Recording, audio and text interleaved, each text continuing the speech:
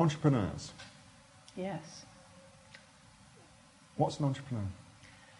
An entrepreneur literally is a risk taker. In the context in which you and I are talking, I don't think it's the collective noun for people who work for themselves. Yeah, okay. I'm guessing some of them feel like they're taking a risk in working for themselves. But originally an entrepreneur was somebody who had a brilliant idea and had to raise money and a lot of effort to make it happen and would take all that risk on themselves. And like you coach a lot of entrepreneurs. I do. You're working with a lot of people, Yes. both men and women. Yep. And risk, is that like very prevalent throughout their thinking about that they're actually taking a risk? Is that, No. What do they think of it as? I think that some of us are aware that we're taking risks with our ideas, and I think down the levels or up the levels, depending on how you look at it, people would see it as risky in their own way. So, for instance, if we were going to manufacture something and borrow £100 million to do it, that would seem risky to everybody. Sure. And I think somebody who's been outsourced from their job and is trying to make a living working for themselves, that probably seems risky to them too. So it's like a hierarchy of risks based on somebody's consciousness around what they're doing. Their awareness of it, yeah. And I imagine your threshold would increase as well. So as you kind of take on risk, your threshold for risk increases. Yes, and you get better at it and more excited by it. So there's like a transition period that people go through? Yeah, and I think as well there would be some people who would realise that they're not suited to it. They don't like it, and they're never going to increase their threshold to it. Risk or entrepreneurship? Risk, yeah. I think entrepreneurship can to a certain extent be taught. Certainly self-employment and better business skills can be taught. Yes. And what are the skills that, having worked with a lot of entrepreneurs, that you see time and time again that people are actually needing? Okay.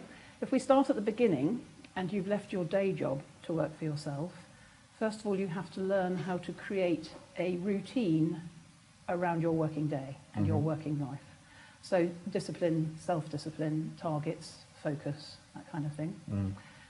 Then you need to learn certain skills: marketing, sales, asking for the business, accounting, you know, all that kind of stuff. Shall we have a business plan? Shall we borrow money? You know, looking after it. Depends how far you go. Really, most people, I think, know they need to earn £2,000 a month to pay their bills, or £5,000 a month if they can afford some help and step away from it, that kind of thing. So there's like there's tangible goals that they have, or intangible goals to start with, or have they got like generally got a concept of what? Because I know within what you're doing, like you get people to write down the dream. Yes. I'm just trying to think out what's the purpose of the dream. I think everybody has a dream, and another word you might use for that is a vision. Okay. So underlining what you're doing as a self-employed person, there's a reason why you're doing it. Yes. For me, that's a dream. And my dreams are getting bigger and bigger. I imagine yours are as well. Sure. But a lot of people's visions, you've read them on the website, they're quite small. I just want to feed my family and stop worrying about money. Yes. And with you as an entrepreneur, from that perspective, when you're looking at those, what do you think about that kind of dreams that people have? I think bless them. I think an achievable dream is a brilliant thing, because imagine the feeling you're going to get when you get there. Yes. And I think that'll empower you to create a bigger dream from there. I mean, there's nothing quite like that feeling, is there? No.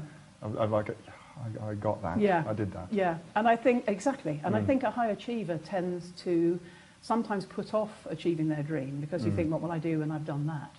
And so you keep moving the goalposts away and away. And that's interesting. Yeah, and I think actually you need that sense of achievement, and you need to educate your subconscious that you can achieve the things you go for as well. And what's that process of education like? Doing it. Bit like a child walking, getting up, falling down, getting up, falling down, getting up, falling down, and then one day you get up and you don't fall down. So going through the process, learning by doing, learning by being with other people, soaking up inspiration from other people doing it, realising that they're only human beings too. That's how I passed my driving test. If all those other idiots can do it, then I must be able to do it. Yes, of course. Yeah. So if one other person has achieved your dream, then you can achieve your dream. And so, like within that, then that brings up a whole different thing around, like your peer group and the importance. Talk about that. I think it's vital that we hang out with people like us. Yeah. So if you've just lost your day job where you had a peer group of other employees, and now you're working at home by yourself, you need to mix and mingle with other people that are doing it too. As I said to you the other day, it's a bit like the first time you have a baby, you join the NCT. Yes. You're going through something exciting and scary, and you want to be with other people who are going through it often for the first time. Yes. And to draw, you can breathe and you go, oh, I'm normal, I'm just like them, I have anxieties, I'm not sure I can do it. Yes. But they make you stronger, I think, and give you a new team to be part of. We all like being part of a team. And so that concept of having a peer group of like the transition from being an employee with your peer group of fellow employees Yes. into being an entrepreneur. Yes. How's that affected by a peer group or lack of peer group? Well, I think that if you've only ever had a job and your family have only ever had a job, it's going to be quite hard to believe that you can make your way in the world in another way. And I think a lot of those people will want to keep you safe by suggesting that what you should do is get another job. But actually you've decided that for one reason or another, you're going to look after yourself. You're going to make your own opportunities. So you want to be with other people who are doing it. And they might only be a year ahead of you. In fact, in many cases, I think the ones that are only a little bit ahead of you would be more inspirational and more helpful than the people who are miles ahead of you. I'd agree with that. Because you might look at them and think, oh, Yeah. you know, one day I hope to be like that. But It's almost unattainable it because is. It is, yeah. Yeah. So I think you want all levels in the peer group so that everybody can find the one that speaks to them. And I think you need the people who are far ahead of you because it gives you some blue sky. Absolutely. And you also need the people around you Yes. as well. And, Yes. and I also feel as well that that you need people within your perception who you want to help and bring up as well. Yes. Yeah, yeah. I feel like you need all those I think the things. peer group is give and receive. Yeah. So, you know, you're helping and you're being helped. So, like, within the community of entrepreneurs that you're creating, Yep. how is that facilitated? We would encourage buddying. Yeah. Geographically and virtually, so that you might want a buddy who's achieved what you want to do. So Yeah. if internet marketing is your thing, you might want somebody who's a year ahead of you, and they might not be local to you. You might want to set up a coffee morning group in your immediate geographical vicinity. So you might want to set up a little group of entrepreneurs in Brighton, for instance. So Sure. we would hope to encourage both. We have events, we have focus days, and we have community calls, and we have expert teleclasses, and you would meet people in those, and on the forum, who you would see quite quickly have the same interests as you. Yeah. And I think, you know, you're running an event here this weekend, people make friends and they take it from there, don't they? Absolutely. We're very sociable Yeah. human beings. Yeah.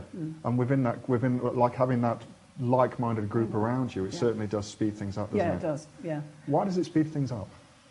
I think you said the other day something very, very smart. You said, like, if I wouldn't do anything, if I had my time again, I wouldn't do anything differently. I know I could do it a lot faster now. That's it, yeah. I do want this community to speed things up for people. Just because it took me 30 years Yeah. doesn't mean it needs to take everybody else 30 years.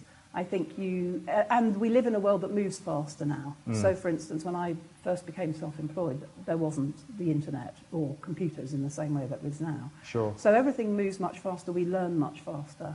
I think, you know, the community is about just being in a gang of people who have the approximate same aims and ambitions as you.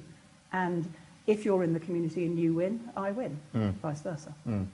And so what are you doing? I mean, you spoke a little bit about having learning new things and having growth within that. How's that being facilitated? We have been fortunate enough, because the mission is so compelling, we are attracting to the community a lot of wonderful experts who want to share their expertise with the members. It's only $10 a month, so it's very cheap to have access to these people that you would never normally meet. And they're working with our members to share that expertise. So, you know, one of the first things I think we all realise we need to learn is marketing, isn't it? And you could spend the rest of your life learning marketing, or you could pick up 3 key tips you need to learn about telling everybody what you're doing. I'm self-employed now. This is what my expertise is. This is what I'm selling. This is how I make it available, you know, to my market internationally or locally or whatever it is. And I don't think if you've just come from a job, you'd have any idea how to do that. No. And many people don't want to learn how to do that. But actually, I've learned how to do that, and it's fabulous. I've enjoyed it. Is that one of the main reasons that businesses fail?